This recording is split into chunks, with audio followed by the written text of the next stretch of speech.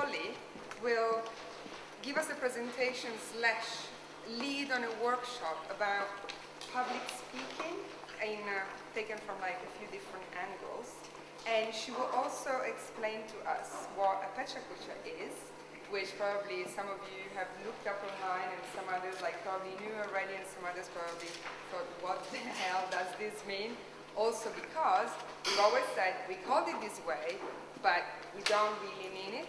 So she will mean it, and then I will actually mean it, presenting you two, the two commissions of Liverpool Beinnial 2014, which are not part of An Eagle Walks into a Haystack. And I'm talking about the Dazzle Ship and Michael Nyman that you probably saw on our website or on the press, etc., etc. So talking about those two, I will do a Pecha Kucha after Polly's presentation of public speaking. So, enjoy. So, I'm here to make your life easier to do this, basically. So, my name is Polly Brannan. I'm an education curator at the Liverpool Beinnial. I'm sure in the first talk with Sally, the director, she spoke to you a bit more about our overall programme and approach to the city, etc., etc., etc. So, education sits along with the other curators' positions. So, Vanessa, I don't think you've met yet, but you will do on the 3rd of June. Vanessa Bonner is the public programmes curator. Rosie Cooper is the projects curator, and we work together all the time to kind of come up with the whole programme. So instead of it sitting at the side, it's very much a part of the whole thinking of the biennial. So, at some point we were just discussing that I'll probably come back to talk to you maybe just for 10 minutes a bit more about the education programme. If some of you decide to volunteer with us as a mediator, then I can talk to you more about that in detail later on. Okay, so I was going to talk for half an hour, but then I thought it might be easier just to do a couple of practical things. And the whole idea of public speaking makes me feel physically sick, even though I'm standing in front of you now, maybe looking confident. But I thought that how can I talk about public speaking? In my job, I have to talk to lots of different people, usually at the same time. So I may be working with an artist, local community, families, stakeholders, councillors, city people, all in the same moment. And how you kind of engage with people in different ways and what tools you can use to do that, okay? So I'm imagining, I couldn't talk about all these different types of public speaking. If you Google it, you get very kind of like Americanized sort of positive thinking sort of things. And I thought what I might do is talk more about, in relation to talking about artist work, just as Rosie has been doing. So what I'm going to do is talk a little bit about how to engage with people, talk about everyone hating public speaking, and then do a very, very, very quick workshop where you don't have to present in front to the whole group. We'll just be in small groups of 5, and it will be more like a discussion that just started happening about the work, and just sharing your notes, and then writing on a big bit of paper things that you think are quite important and interesting to other people or to you, and that's it. There will be no standing up here and doing this. So, I have got to keep my phone on, I have to keep an eye on time, so it's 10 to 2. Okay, so, one of the main things, as I said, is talking to different types of people. So, imagining that you do volunteer with us, or if you go on to do other work in galleries and you're talking about work and different people that come in, my main interest is that, or the way that I approach talking to people is that I don't talk to people depending on who they are in a different way. That's like my number one thing. Obviously sometimes in work you have to address people in different, more formal ways, but I think it's important to talk about work and the things that you're interested in to, you know, a famous curator to a family that comes in, to a young person, because it's not so much about all the facts, but it's about how you engage with people and make people feel like they're included in that conversation. So going back to that idea of how art can change society or influence society is something that I've always been interested in. So number one, I would not worry about who the person is you're talking to. It should be the same for everybody, I would think. So Saying that, it's quite good to have tips up your sleeve. So if you were imagining, say for example in Liverpool Beinnial 2014 at the show, and there's lots of different people coming in, and maybe there's people that have a huge knowledge, more than maybe all of us put together, about contemporary art, or some of those artists in that show. Things that you could engage them with would be more other things that are going on in the city, other contemporary things that are happening in the city, not just art, so it might be films or music, all these kind of things. If it's people that you find quite intimidating, which you will have, and I spent years of my life working as a, I can't remember what it was called then, front of house person at the Hayward Gallery, and you'll always get difficult human beings, and that's fine, and you don't have to pretend you know everything when you don't need to pretend you know it all. You just need to make people feel that you're taking what they're talking about seriously and you're genuinely interested. I found when you're talking with students, which is great, that they're often wanting to ask more direct questions and to get more knowledge. So just sort of knowing what other things are going on, I think is really important. So I never just think of it like a linear thing, like an exhibition. For me, how I got into art was through kind of more like public program and those kind of things. So if somebody is inquisitive, you can point them towards, I don't know, a debate that's happening or a film that's showing or whatever. These are kind of obvious things, but I think that obvious things are very important. Also, when talking to families and young people, like we run a thing called Sunday Art School, I would never, ever, if a family came in and just talked to the parents, I would like make eye contact with all of the different people that I'm talking to. And again, I'd connect them to other parts of the programme and stuff like that. And with young people, which I don't know if you know that much about this yet, but as well as the mediation programme in the city as a school, there's a kind of bite-sized version of this. It's going to happen every Monday morning at City College with Hope Street. I always say Hope Street. Hope University students and City College students, which is part of their professional development, and they're going to be working as the main mediators throughout a Young People's Festival at the end of July to August. And that is a real interest that we've got in the city and bringing young people into that discussion, so they'll be giving tours and things as well. So, a few other quick points before we do stuff. Just things, I mean, I've had to write this down, exactly what you might think, oh God, how do I talk? I've spent the whole day writing different notes, getting different things, and then just putting them into kind of simple formats for my head. But the main thing I do when I talk to people is use conversational language, appear open and friendly, obviously, engaging your body language. And it's not about, it doesn't matter if you're shy or you don't really even like people, but you're interested in the work, you can still find ways to engage just by giving people eye contact and looking engaged. I think is really important. There's nothing worse than going into like a snotty place where people sort of turn their nose up at you, and that's something that we really don't want to do. Okay, so that idea of keeping people feeling inclusive, their view is just important. So that's when it comes into that idea of discussion, like just what happened, that just instantly turn into a discussion rather than like a right or wrong, and that's what we're going to do a bit later on. So there's always asking questions to people, what they think, what do you think, and what the nicest things that come out of a lot of work that I've done like this is you end up meeting so many interesting people, and actually quite a lot of connections and networks happen from that in a much more informal way. I think it's important, you know, facts are very important. I'm not so good at facts, but I can take one fact and turn it into a kind of a story or something to sort of connect to other things. I think it's important to, when talking in public or about factual things, you should probably make it clear that that's your opinion and throw in a few facts, basically. But always sort of showing that difference between what's a fact and what you think is important.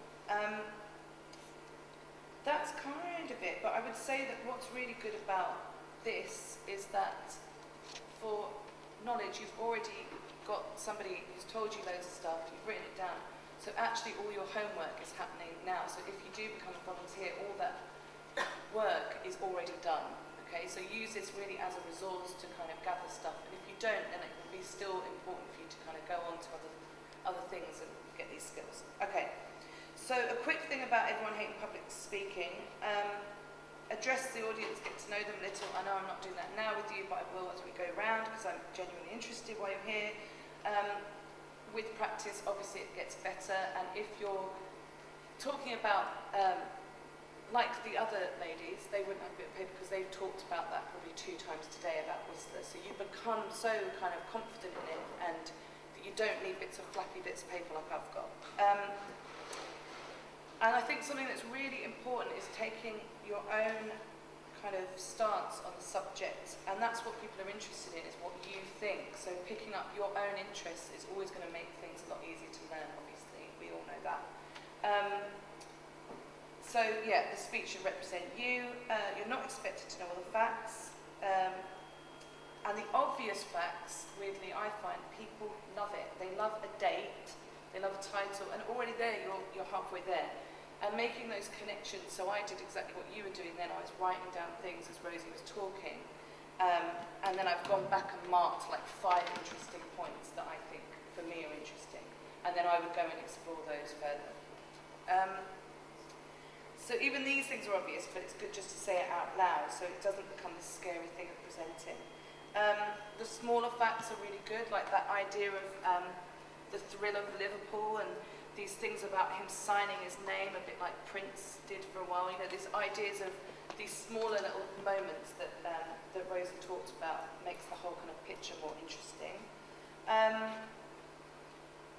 I guess that idea of sharing knowledge, which is something that at the Biennial we're really interested in. So the only reason we're doing the Pecha Kucha style is, which you'll find out more about, but it was actually designed by an architect, and it was about, instead of getting bogged down with all the boring bits, it was just a quicker way of presenting things in a much more weirdly informal way. It's just like a game. You just say 20, you look at 20 images, you talk about each image for 20 seconds, and that's it.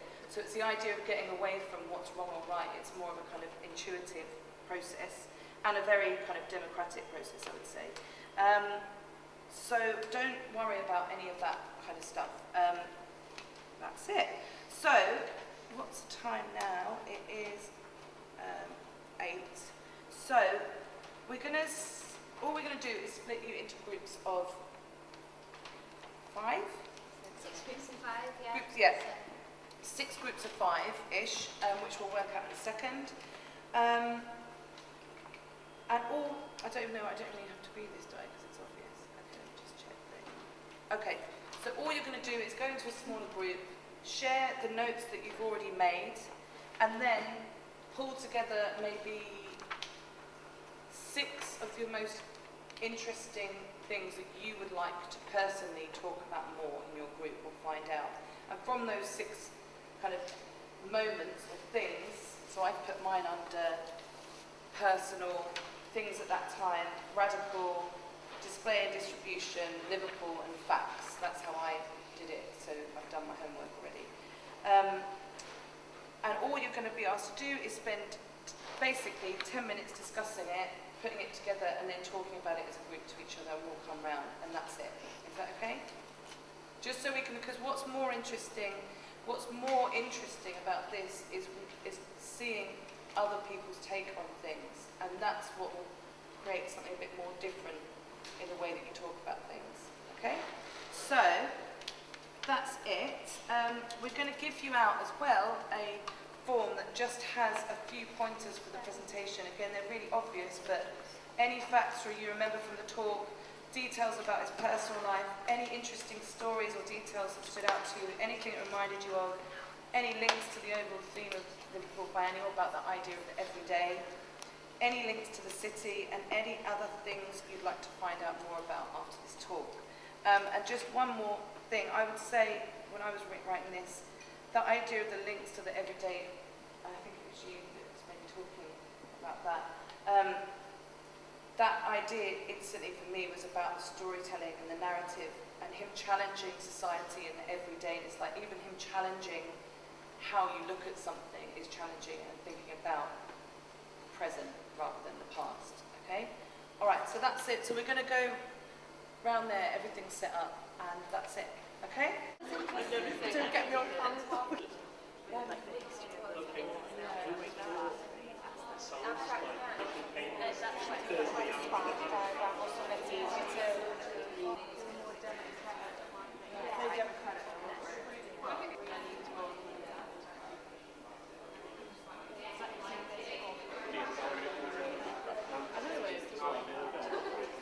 Right, so I'm going to talk to you about the two commissions that Liverpool Beinnial 2014 is doing this year.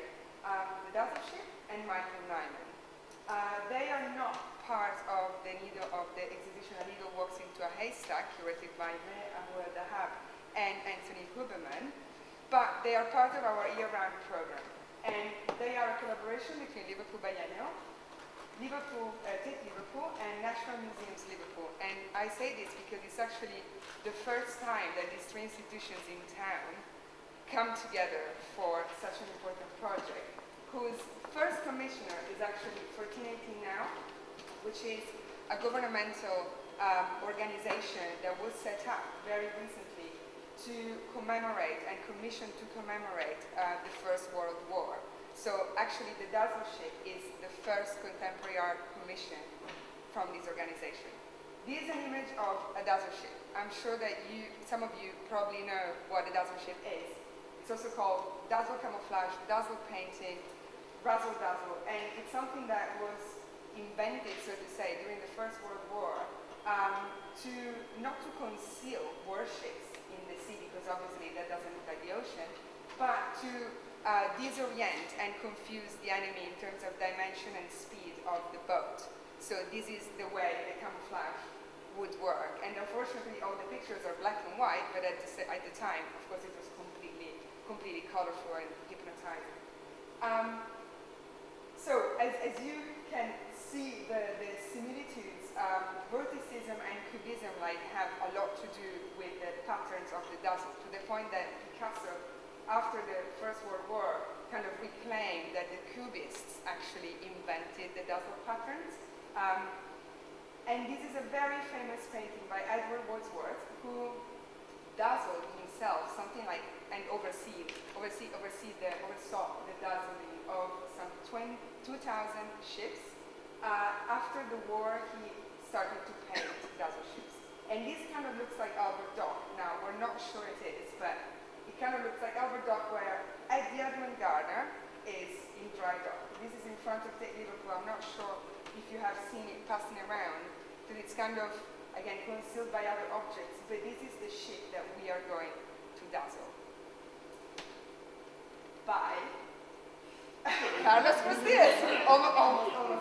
Carlos Cruz-Diaz, who is a Venezuelan artist living in Paris. He's 92 years old. This is, of course, a picture from the 70s. And this is in front of a wall. I think this was like an airport or something like that. He made so much public work. It's absolutely insane. And this is Crossings, and that is a bus. And I think you can start understanding why we decided to commission him this work. And the way he works is juxtaposing colors in a way that the juxtaposition creates different colors. He calls this chromatic addition. And this is exactly what he's going to do for us. This is actually completely, confidential, just for us, because this has not gone to the press yet. But this is what the Edmund Gardner will look like on the 12th of June in Dry Dock, in Albert Dock, in Liverpool. Michael Nyman. Okay, but I need to drink. Sorry. Oh, there's no water. Oh my God, there's no time. Fine. Okay, Michael Nyman, composer, English. He's 70 years old this year. He's very famous for Gattaca, The Pianist, and the piano is called in English, I think. And all the soundtracks of Peter Greenaway's films. He's mainly a pianist, but he also plays around with the band called Michael Nyman's Band, but he also wrote operas and symphonies. And the reason why we commissioned him is because in 1989, when Okay, gosh, this is wrong. Okay, sorry, I have to go back. Okay, so together with the Anglican Cathedral, we are commissioning him to finalize, let's say, formalize a symphony that he started working on some 25 years ago. So, which was about the Hillsborough disaster, which is something that happened in Sheffield in a stadium during a match between Liverpool and Nottingham in 1989, where due to a human crash, 96 people lost their lives and some 750 got injured. So at that time, he wrote like a symphony about it being inspired by this event, and we asked him to finalize it. So the project is co-commissioned with the Royal Liverpool Philharmonic, and it will take place at the Anglican Cathedral, as you saw before. Liverpool-born soprano Catherine Rudge will sing the libretto of this symphony, which is actually the list of the 96 names of the victims, and it's sung in a way that you can barely recognize the names. I can say this because I was there at the recording of the piece, but again, we will listen to it on the 5th of July. Michael Nyman is also presenting a video installation at the Walker Gallery as part of the commissioning of the Liverpool Beinnial. And it's a two-channel video installation paired with the display of a replica of the Codex Vejovari Maior, which is one of the very few Aztec codexes survived after the Spanish conquest of Mexico. And both the replica and the original are actually in the World Museum. So basically from the world, we're taking them over to the Walker, so you can see the videos and the codex together, because the video is inspired by the codex.